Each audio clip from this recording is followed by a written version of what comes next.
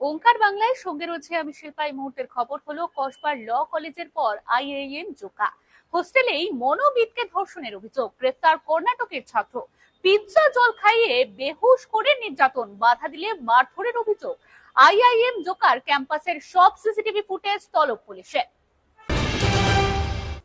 ভাঙড়ে তৃণমূল অঞ্চল সভাপতি খুনের 3 দিনের মাথায় গ্রেফতার দলের এক কর্মী। ধৃত মোফাজ্জল মোল্লা খুনের মাস্টারমাইন্ড দাবি পুলিশের।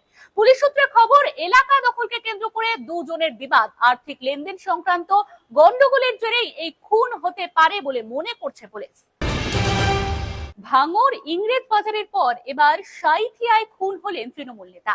নিহত তৃণমূল নেতা পীযূষ ঘোষ সাঁইথিয়ার শ্রীনিধিপুর তৃণমূলের অঞ্চল সভাপতি।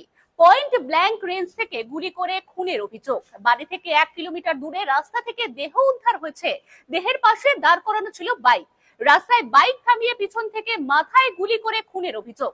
ঘটনায় 2 মহিলা সহ আটক 3 জন।